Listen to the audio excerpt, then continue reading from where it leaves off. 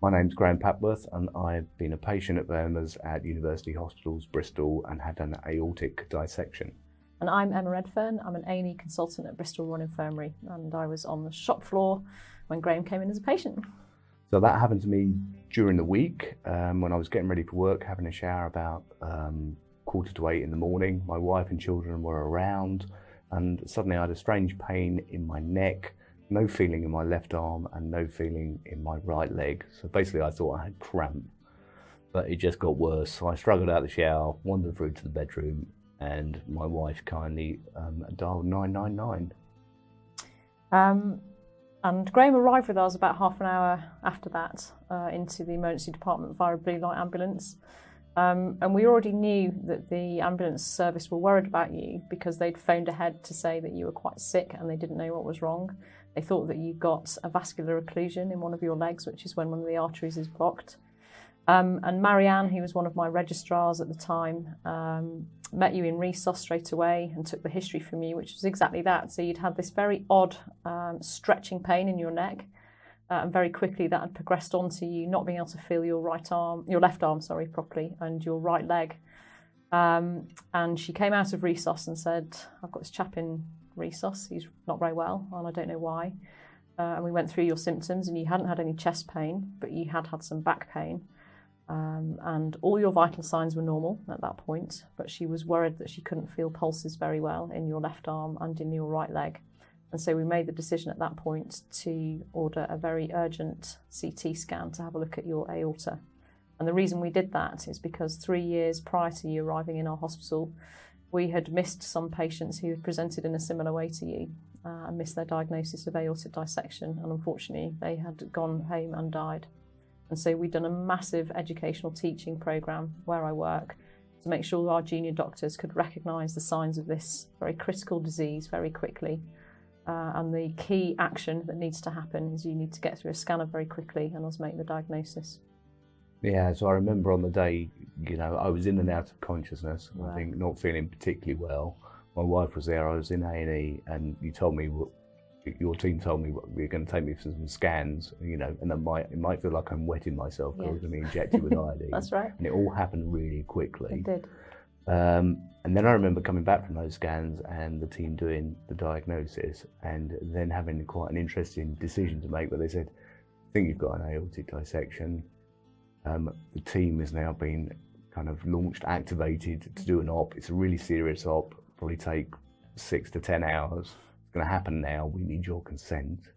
And I said, "Well, okay, what happens if I don't have the op?" And they said, "Well, if you have the op, there's probably a 50% chance of you surviving, and the odds aren't great of you having necessarily all your limbs left and other parts of your body. And if you don't have the op, you're definitely going to die. What would you like to do?" So that was a bit of a revelation.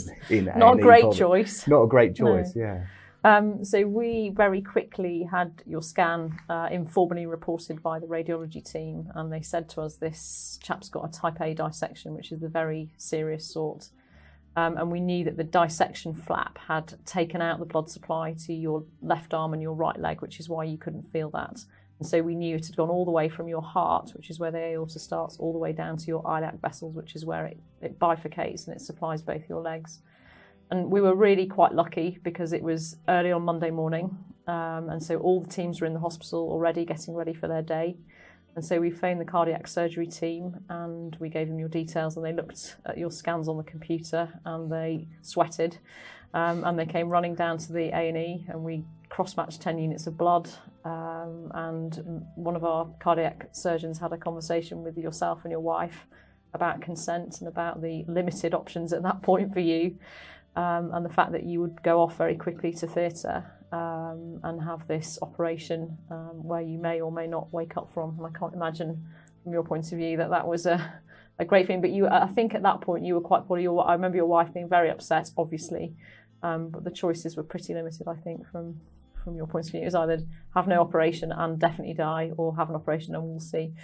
Yeah, no, interesting. So I remember having a quick conversation with my wife saying, "Well, obviously I'm going to, I love you and I'm going to go for the op, and hopefully I'll see you when I wake up." That's right. And that was it. And then That's off right. I got trolleyed off. That's right. So I think that you arrived in the emergency department at exactly 9 o'clock on Monday morning, and by 10:40 you had left the emergency department and you had gone up to the cardiac theatres to have your surgery. Do you remember much about what happened post-operatively? Well, I remember waking up, and it was 4 days later, Yes. I think. So I'd been in intensive care, and then I woke up in high dependency. And I remember thinking, God, my legs feel strange. Well, and then I looked down, and my right leg was 3 times the size of my left leg, and I was, stuffed with tubes. And Some pretty impressive scars, I remember. yeah. And I remember thinking, oh, what the bloody hell's gone on here? And did you remember what happened to get you there? Did you remember that Yeah, day? very clearly. Right. I remember what had happened. I don't remember the days in between, Yeah. obviously from the surgery and intensive care, but I remember waking up. As much as anything else, because the some of the people surrounding me I usually see in the playground at school. That's right. And some of my friends said, "You're not in the playground, Graham, but we are all, your team at the hospital looking after you," which was quite moving, really. I can imagine. I was thinking, God, I'm sitting here with my bum sticking out of the nightie with all the mums from the playground surrounding me as real professionals at the hospital. I think what I remember from that period, so we have a mutual friend, don't we? He's one of the consultants at work, and when she realised you'd been admitted, she sort of came down to the ED and said, thank God you've done all that work on dissection, because this is one of my really close friends. We go on holiday together and he's got 3 kids, and we're really glad that it's been picked up and he's had the surgery and he's now on cardiac intensive care units. And they things, I think, at that point were still a bit touch and go, as in you still had quite a long period of recovery to go from your surgery had been successful, and they'd managed to replumb everything so that you had got all your arms and all your legs and then they were functionally working. Yeah, no, that was brilliant, because I remember asking them about my stats, just the way I'm built, really, and they were saying they're just really appalling, but we're working on them. Right. And then going through a checklist saying, well, it's good at the moment, you've kept both your legs, both your arms, and at the moment you've still got your liver and kidneys. And I was thinking, oh, blimey, we're going on a journey. We're going on a journey here. And I think I was unusual, because I actually ended up coming out the other end with everything still being my own original organs and limbs. So I think that's because you had no medical problems before this, did you? You were fit and well. Pretty healthy. And so actually your capability of your body to cope with such a massive insult when you have no pre-existing comorbidities is really good. But I think the surgical team, worked a miracle. Yeah, no, fantastic.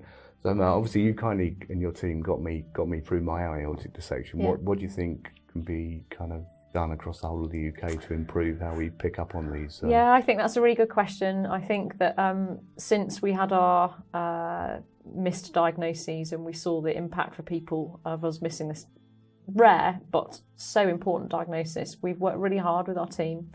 So every single doctor that rotates through the emergency department, and we change over doctors 4 times a year, goes through a teaching programme about what aortic dissection is, how we pick it up, how you have to look for strange presentations. Yours was a very strange presentation because you had no chest pain, and 80% of people with an acute aortic dissection will have chest pain. And given that condition only happens to 1 in 10,000 people, someone to have no chest pain and have an aortic dissection is really a small number. And then we've worked really closely with our radiology department so that they understand why we've got such a low threshold for scanning, and they don't give us any resistance at all. So if we go around and we say we would like to do an aortic dissection scan for this patient, they just say, okay, great, let's get them around really quickly. And I think previously we were working on historical sort of factual inaccuracies, and the patient must have this and must have this before we do this test. And you must do a chest x-ray, and all that did was just delay us picking up the diagnosis. And it's such a time-critical diagnosis that every hour that we don't make your diagnosis and get you to theatre, the mortality associated with that 1 hour of not getting you to theatre is 2%. So cumulatively for a type A dissection, if we don't pick it up and operate on you by 48 hours, all patients would die.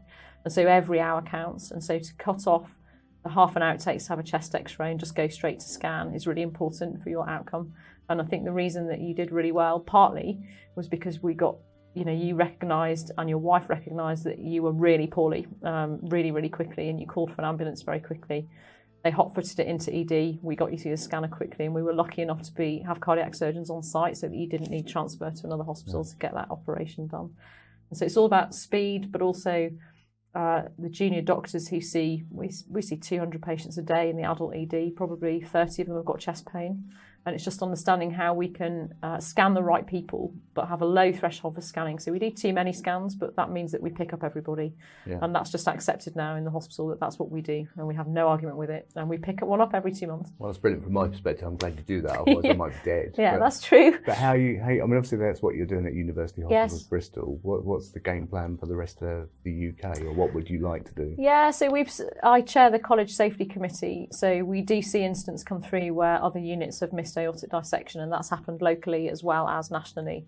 And so what we want people to do is to just mimic what we're doing at Bristol because it's worked. And so very heavy focus on teaching and education. And when we do a board round 3 times a day, and if a patient's there with chest pain that has any features that might be consistent with dissection, we dig a bit deeper and say, well, why is this not a dissection, or do we need to do a scan?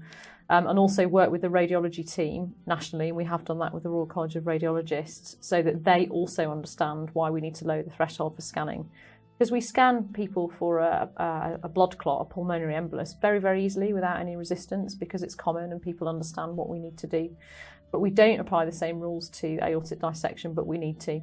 So we've done some podcast work with both colleges, the College of Emergency Medicine and the College of Radiologists. And we've also done a webinar with the Royal College of Radiologists to teach the radiology team with the cardiac surgeons about how we pick this diagnosis up and how we act on it really quickly. Brilliant. Well, all the best of obviously spreading that knowledge across the UK and hopefully across the rest of the world. Thank you very much.